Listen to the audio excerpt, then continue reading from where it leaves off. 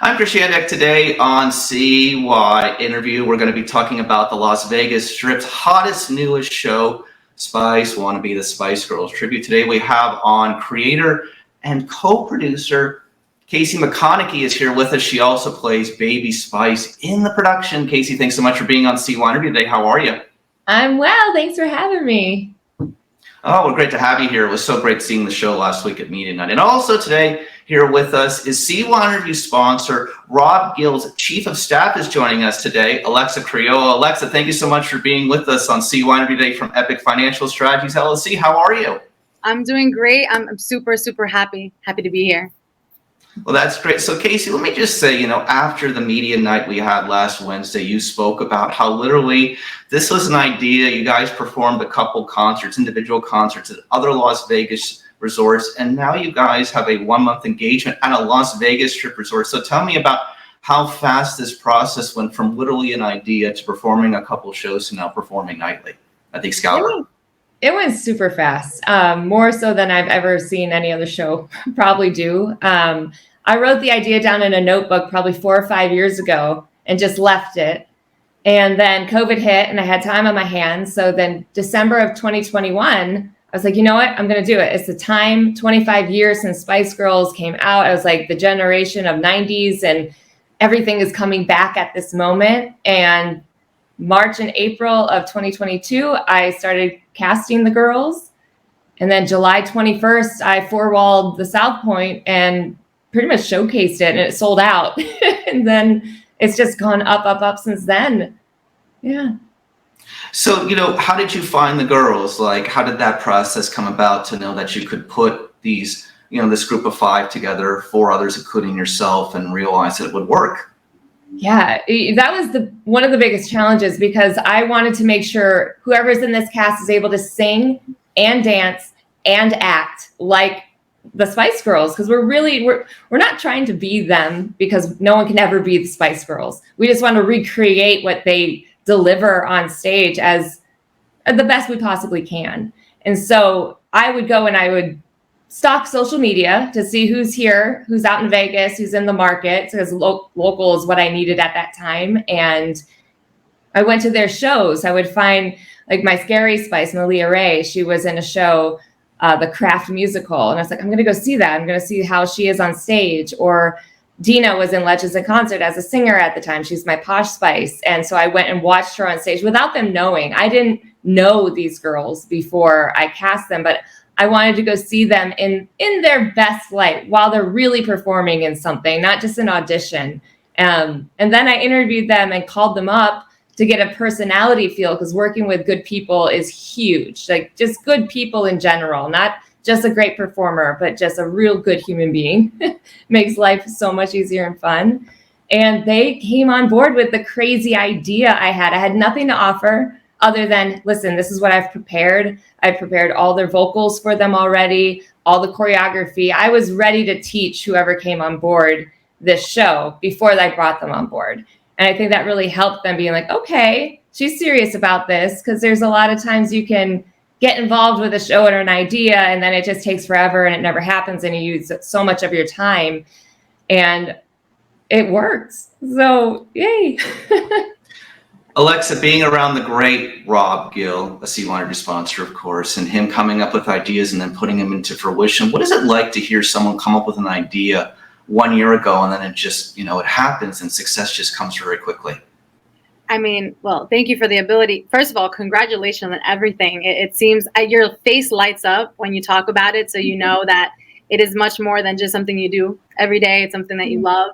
And I think it's incredible that you were able to write that down and see it come to life years later. And that is something that I've seen consistently, specifically even with Rob Gill. Now he's seeing his goals come to life for things he wrote in 2018. And he goes back to that all the time because he put pen to paper and he wrote it down. And I mean, I have so many questions, but I'm not confused that you are passionate about what you do. And you were looking to work with the right people, right? This seems like it was something that was really important to you, and that it wasn't just going to be something you put together to say you did it, but that you're going to do it the right way. So thank you for sharing what you have so far. Thank you. Casey, thoughts? Yeah, that's exactly it. I have a notebook. I learned that years ago listening to podcasts from people because I always, to change your mindset and to reach those goals, you write it down. Vision boards. You hear it all the time, but until you actually do it and you see it actually work, because it was 4 years ago. I was in my kitchen and a Spice Girls song came on. I had already done other tributes. I was a Britney Spears tribute. I had other little productions I was doing, and I opened the book. I was like, yeah, oh my goodness, yeah. And it came back, and strategically, like you said, finding the right people to work with. And yes, I four-walled South Point to put on the show for the first time ever because I wanted to show it in the biggest light it could be instead of try to grow it from, let's just do a little showcase and then add a band, then add dancers. It's like, why not show what it can be from the start? I mean, it's a huge risk. It's a financial risk. It's a big risk to take, but something was just telling me go all in on this one. And everyone was very passionate about the project, as we call it as well.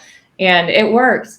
And just putting your best foot forward and showing it in the best light possible from the start, I think really helped get us to where we are in such a limited amount of time. Alexa, with everything that you're exposed to every day at Epic Financial Strategies LLC, what questions come to mind for Casey? Well, you kind of at why the Spice Girls and what started this for you? So the passion of, because you said you did a Britney Spears tribute, and so this is not the first one that you've done. Why? Like, why do you choose to do that? Yeah. So one, I was a huge Spice Girls fan. I was the girl in middle school with my girl group, and I was always the baby Spice in the group, and my friend was Sporty and dancing in our basement camcorder and recording, trying to recreate a music video. So I am that generation.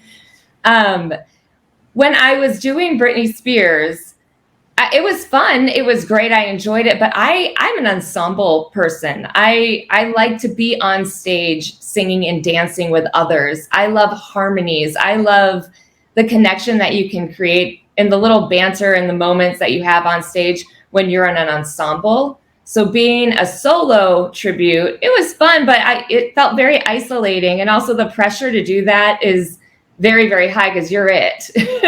So having a group of 5 women on stage, all having each other's back, all just supporting each other with, if you make a mistake, oh, you're going to point it out. It's not... Yeah, I think it's just the ensemble fact of it. And the Spice Girls were amazing. Whether people knew it or not, I know they got a lot of flack from media, as everyone will in the industry. But they sang 5-part harmonies. And whether people understood that, but that's not easy to do, especially when you're singing and dancing and doing choreography. And as we recreate that in the show, the venue we're in the Thunderland showroom at Excalibur is very interactive. So we utilize that whole room. We're jumping on the tables. We're coming into the audience. We just utilize every single nook and cranny in that room to really make it immersive. And that's been so much fun seeing the crowd. They're not expecting it. And then all of a sudden, whoa, they jumped off stage and you're on a table. Just before we move forward, Casey, just for our viewers outside of Las Vegas, can you explain a little bit about what four-walling is? Yes. So there's different ways that you can rent a venue. And so the 4 walls in the room, when you 4-wall it, you're pretty much you are paying to be there. You're going to pay them to utilize the showroom and anything in it, but everything in it also has a price. So you want confetti cannons like you have, that's an extra price. So I kind of compare it when you're getting a wedding venue. And then everything within that and an add-on is an extra thing tacked onto it. So the only way that you make money back is if people buy tickets and come, and hopefully you get out of the red and can break even just to showcase that. Then there's other things like a 2-wall where you and the venue go in together, you split ticket prices and such. And then there's when the venue buys you to come and they pay you a set price to come do the show, which is the best one to have. So looking back at 4-walling at South Point and the show selling out, really, you're really putting something on the line. And I think people don't realize that, like, you're really going all in and hoping it works out, basically. And if that doesn't work out, that's probably it, right? Yeah, I don't know for me I don't know what would have been the end game if it hadn't worked. I mean, I didn't expect it to sell out completely because we had a month when we launched the show, like when we had tickets go on sale, and we kept it so tight-lipped that it was even happening until exactly a month before tickets went on sale. And trying to sell a show in a month is a challenge in itself without a marketing budget, without anything but social media to utilize and word of mouth between friends. But it thankfully went well. And yeah, the overhead that comes within a show, everyone sees the tip of the iceberg of a production, but we're a big cast. When we're on tour, we have our 3 band members as well. So we have a live band, 3 male dancers, 5 girls, and we do costume changes throughout the show. For the girls alone, that's 15 costumes, 15 pairs of shoes, wigs, and then the boy dancers have 3 costume changes as well. So every little thing that you need to put on a production puts you in the red until you do it. And so that's why it's not an easy journey to do, and you really gotta financially watch yourself and realize the risk involved when you do it. It's a gamble. Alexa, working every day with CYInterview sponsor Rob Gill, what comes to mind when you hear Casey talk about this, going all in on this? Yeah, so, I mean, thank you again for sharing everything. And I think the one thing is, you mentioned even earlier the risk that it took to really put this production on, right? It was all a vision that you had. And something that I can relate that to when, being around Rob so much is the vision he had for his company and taking massive risk, right? Because he was certain about something working and being the way he envisioned it. So I guess my question to you is where did that certainty come from? Like, because it is a lot. It's not just you, right? It's you and a cast and the 4 walling. That's news to me. I didn't know what that meant, but that seems like even more financial risk, right? Because you're covering all the costs to put the production on. So what was the certainty? Where'd that come from? And what I know is usually when you envision something, it doesn't always look exactly the way you thought it would. Right. So what's been the biggest eye-opening moment, things that you've learned? Yeah, when to step back on what you asked with the how I was confident, I guess, to move forward. How was I so certain that this could work? It was actually during COVID. I've done theater my entire life, majored in it in college, went on to perform in other productions, touring, cruise lines, Vegas shows. So my whole life, I've made my income and my stability off of performing and entertainment. And then when COVID hit and took it all away, entertainment's the first thing to go and the last thing to come back, if it does. And I was one of those people looking, oh, what else should I do? Should I go back to school? Should I be a nurse like they're saying I should? I was in a position of, do I change my entire life like I'm starting over in a career completely? Or do I stick with a career that I've had my whole life? I know, and I've learned it, and I've studied, and I've been immersed in it experience-wise. And I just said, yeah, no, that's what I'm going to do. I'm not going to start over in something I have no idea about. I'm going to continue on this journey of something that I've had immersive experience in on every level of it, from, costuming and choreography or singing vocally, it all just made sense. And I said, no, this is definitely what I'm going to do. And the balance of it was scary. If I have another company, it's called Fantasy Productions, and it's family-friendly entertainment and activities that I do at the timeshare resorts. And so one thing is mermaids. I'm not going to go too much into that. That's another segment. But if I hadn't already established that business 8 years ago to financially carry me through this journey, to be able to do this and build it as much as I can with what I have, I don't think I would have been able to launch it and do it as I did. So that's the other thing too. If people want to risk it, it has to be a strategic risk. Every risk that you take, especially when it comes to financially, you really have to look 5 years ahead and see will this really bottom me out, or just know that you know what you're talking about and you understand the industry. Don't be delusional about it. And I always say, look one step ahead, like the next step.